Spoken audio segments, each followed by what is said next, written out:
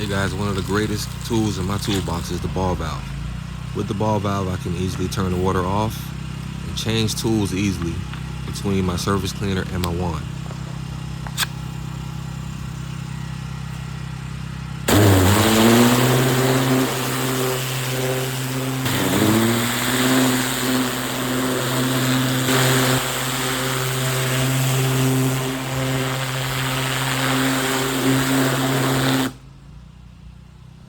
In a matter of seconds, I can go from using my wand to using the ball valve itself as a low pressure rinse device.